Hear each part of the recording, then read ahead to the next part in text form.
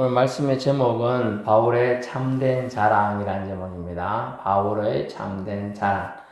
자랑하는 자 대회를 연다면 몇 등 할 수 있을까요? 현재 여러분이 처한 환경 때문에 자랑하기 대회를 나간다 그러면 자랑할 것이 전혀 없는 분도 있을 테고 주저리 자랑을 너무 잘해서 제발 부탁이니 그만 자랑하라는 주최 측의 부탁과 간구를 받을 수도 있을 수 있겠습니다. 사람마다 다양한 환경과 자랑의 기준이 다르기 때문에 자랑하는 내용도 다를 수밖에 없지요. 공부를 예로 든다면 누군가는 공부 잘해서 1, 2등을 자랑하는데 반에서 어떤 친구는 전국에서 1, 2등을 자랑하기도 하죠. 그래서 자랑의 기준이 다른 겁니다. 누구는 낚시대에서 물고기를 잡는데 50cm 이상 잡았다고 자랑했는데 어떤 이는 조끼 80cm는 되어야 자랑할 수 있다 할 것입니다. 누구는 단축 마라톤 대회에서 완주만 해도 자랑합니다. 내가 완주했어. 10km 뛰었어 말이야. 근데 누구는 그 이상의 목표 때문에 그건 자랑거리도 안 돼. 이렇게 일축할 수도 있죠.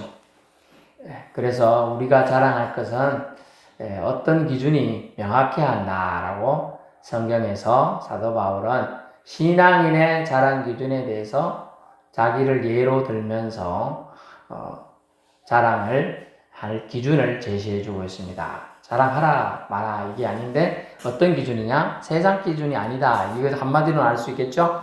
그래서 바울의 진짜 자랑, 참된 자랑이 무엇인가에 대해서 우리는 생각해 봐야 되는 것이죠. 바울은 첫 번째 고생을 자랑했어요.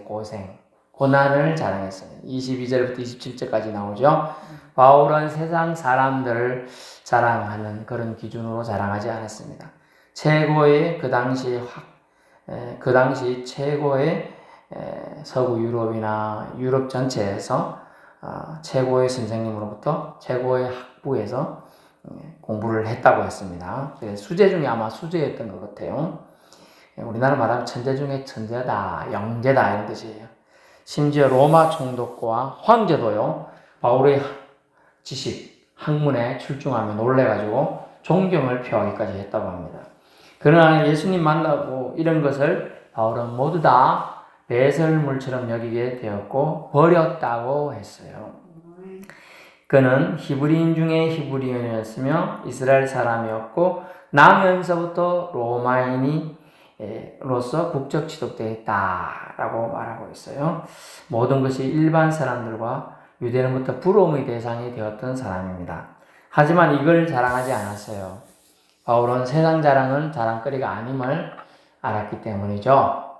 그의 기준은 이제 세상 기준에서 하나님 기준으로 옮겨갔기 때문입니다. 오직 예수님 믿고 믿음 때문에 겪게 된 고초와 어려움을 자랑했습니다. 23절부터 27절까지 내용이 나오는데 수고가 많았다. 옥에도 갇혔다. 매도 수없이 맞았다. 그래서 매가 보니까 40에 몇 대 감한매를 맞았다 돼 있죠? 24절에 40에서 하나 감한매를 5번 맞았으며 4, 5, 200대 가까이 맞았죠. 아이고 대단한 사람이에요. 맷집이 센 게 아니에요. 때리니까 맞은 거지 뭐. 묶어놓고 치니까 그쪽 지역이 고린도 지역이나 이런데 사울이 전도하는 지역에 보면 기둥이 있다고 돼요. 기둥, 돌기둥이 있는데 거기 가면 이래 써놨대요. 바울이 묶여서 매 맞은 자리. 보통 이제 기둥이 있잖아요. 돌기둥이면 팔을 이렇게 앉게 만들고 묶어 사람을. 그러니까 뒤에서 이제 때리는 거예요. 등짝도 때리고 막 말 안 들으면 이마도 때리고 맞을 수 있겠죠. 그래서 근데 성경에 왜 40에서 하나 감한매냐 신명기 25장 3절에 보면 사람을 죽일 정도로 때리면 안 되는데 40대 맞으면 아마 그때 규칙은 죽는 걸로 유대인들 사이에는 돼 있어요. 그러면 사람을 징계하기 위해서 때리는 거지 죽일 목적으로 때려서는 안 된다는 게 성경에서 말하는 하나님의 생명 법칙이에요. 징계하려고 때려야 되는데 우리가 사실 자식을 사랑하니까 매 될 때가 있잖아요. 사랑해서 때려야 되는데 화가 나가지고 막 지 기분 푼다고 때리면 안 되겠죠. 그러면 안 돼요. 근데 화나서 그럴 수가 있거든. 근데 성경 율법이 딱 들어오는 게 40에 하면 건 절대로 화가 나거든. 그럼 오버해서 절대로 사람을 때려서는 안 된다는 걸 생명 존중 사상을 담고 있어요. 그래서 그것에 의해서 죽지는 않았지만 그런 매를 5번이나 맞았다. 3번 태장으로 맞았다. 그리고 1번 돌로 맞았다. 3번 배가 파손한 데서 고생을 했다. 배가 파손했으니 배 빠져서 거의 목숨 물에 빠지잖아요. 그죠? 대부분 이제 거기서 억지로 목숨 건지는 얘기가 나오잖아요. 그 풍랑 만나고 다 죽어가는데 어쩌고 섬에서 구원받아 올라갔더니 이제 바닷물에 빠져서 추워가지고 이래갖고 이제 불 좀 쬐려고 이래 갔더니 불 속에서 뭐가 났어요? 뱀이 나서 바울의 손을 꽉 물어붙느니라. 불뱀인데 독사야. 원주민 사회에서는 독사기 때문에 저 사람이 바다에서는 어떻게 구원받아서 살아났는지 몰라도 신에 의해서 죽는구나 하고 이제 꼬꾸라질 걸 기대하고 있었는데 안 죽어. 독사에 물리는데 그러고 나서 사람들이 오히려 그 바울을 섬기는 거예요. 저 사람은 신이다. 독사 물려도 안 죽는 사람 본 적이 없다. 막 이러면서 섬김받으라는 그런 게 아니다. 나는 하나님 섬기는 사람이고 하나님이 날 아직 살려줄 목적이 있기 때문에 내가 살한 거다 하고 하나님을 높이고 오히려 주장도 전도하고 그 마을 사람들 전도하는 계기로 삼게 되는 거죠. 그래서 강과 강도, 동족의 위험, 이방인의 위험, 시내의 위험, 광야의 위험, 바다의 위험, 거짓 형제의 위험을 그는 오히려 이런 위험들이 있었는 걸 자랑해요. 그러나 그걸 겪고서 그 수고하고 애쓰고 잠 못 잔 것, 또 줄이고 목마르고 추위 고통 겪은 것, 헐벗은 것 자랑했습니다. 이게 자랑할 게 한 개도 아니지 알고 보면. 근데 예수 믿고 나니까 이 고난 받은 거, 예수님 때문에 고난 받은 것, 고초를 겪은 것이 자랑거리가 됐어요. 왜 그러냐? 주님 앞에서 상급이 큼이라. 아멘. 상급이 있어요. 그래서 죽도록 충성하면 주님 때문에 고통 받다가 충성하는 것은 상급이 크다라는 것이죠. 32절, 33절 봐봐요. 그 예로 든 것이 이거예요. 다메섹에서 아르데 왕의 고관이 나를 잡으려고 다메섹 성을 지켰어요. 바울을 잡아라 해가지고 그 성 전체를 막 병사들이 들어와가지고 이제 막 죽지 마라 놓고 하면서 이런 놈 없냐? 없습니다. 이런 놈 없냐? 딱 때릴 때 마지막에 이런 놈이 있었겠죠? 그래야 어쨌냐면 그 주인이 그래도 마음을 해갖고 강주리가 사람이 탈 수 있는 소쿠리예요. 크다는 강주리를 주인이 줄을 매달아 주고서 타고 내려가는 거예요. 그래서 탈출이. 저 같은 고소공포증 있으면 못 내려가요. 저는 잡힐게 차라리 잡혀갈게요. 그 광주리 타고 최소 수십 미터 되는 걸 내려가야 되는 거예요. 엄청 힘들어요.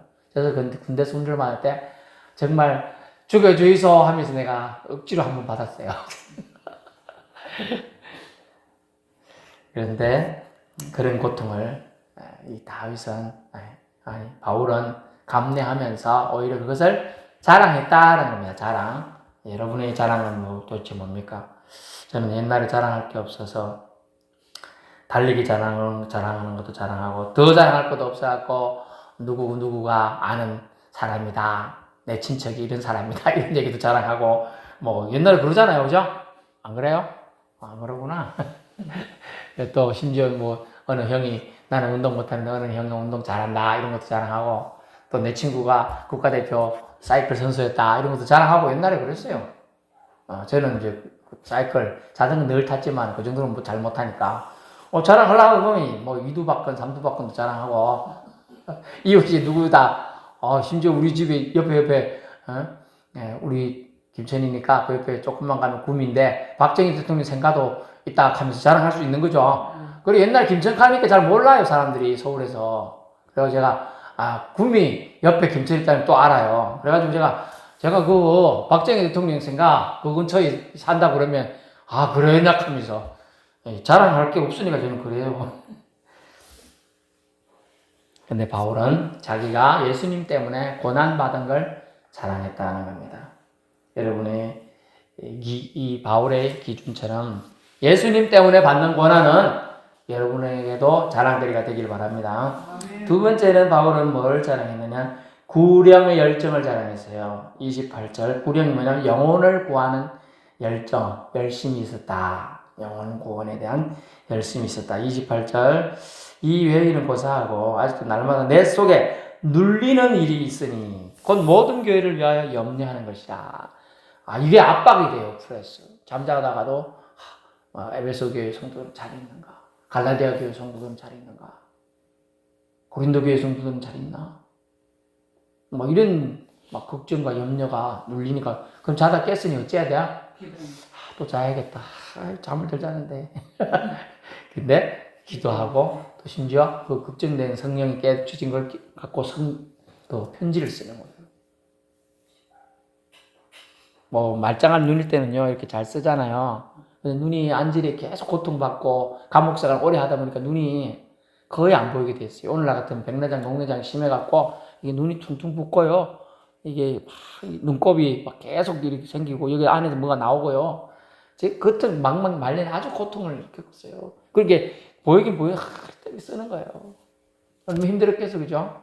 그게 영혼을 사랑하는 마음이 있었기 때문에 그래도 하는 거예요.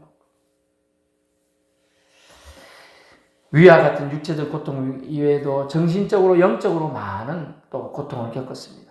근데 그것을 이 사도 바울은 자랑했다는 겁니다.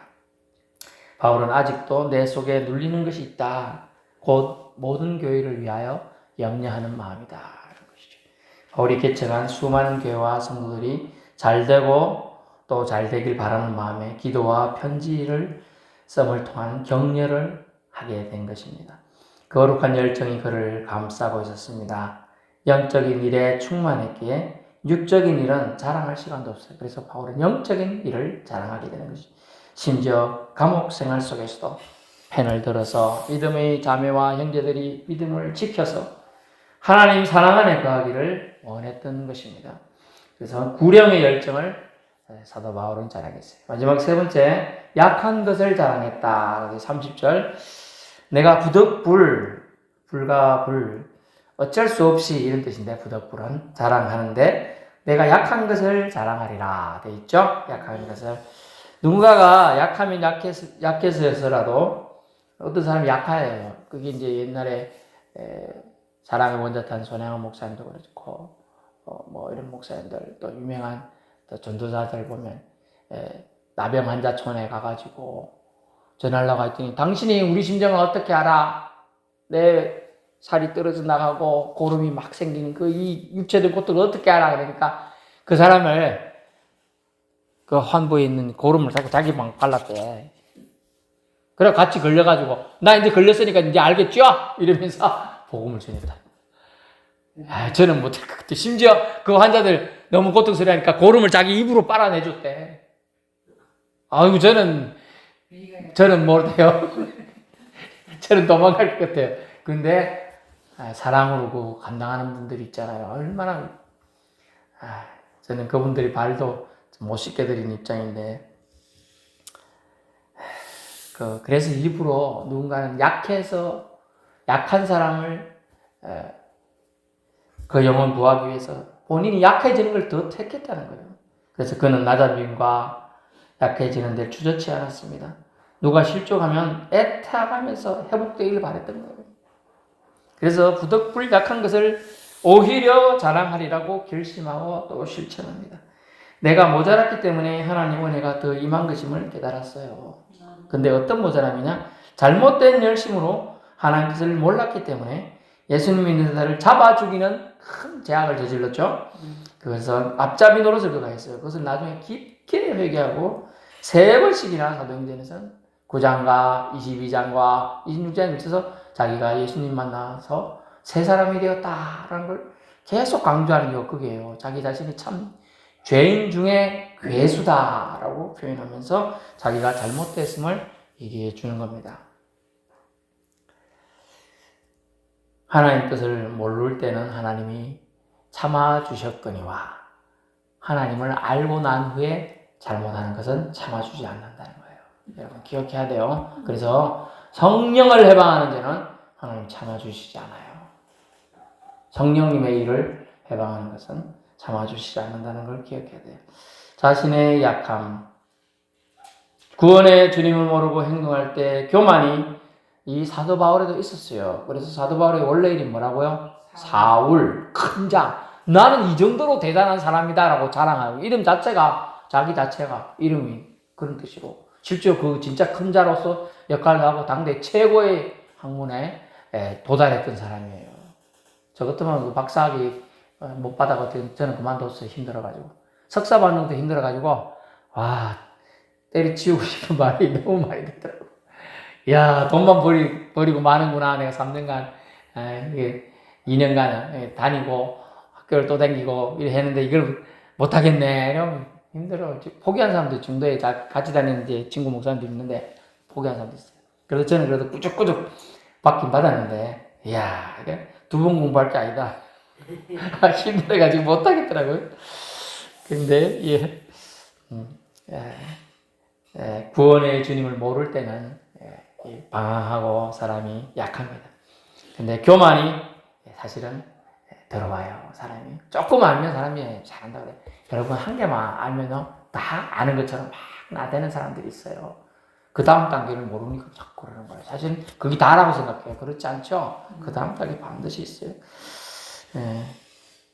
제가 아는 분하고 제가 좀 운동을 좀 옛날에 초등학교 때나 중학교 때 운동신경에서 좀 운동을 좀 했습니다. 배드민턴도 칠 줄 알고 이래 했어요. 근데 아니 선배 목사님이 내가 좀 칠 줄 아니까 한번 치자. 그래서 치러 갔더니 야 저는 3점도 못 따겠더라고.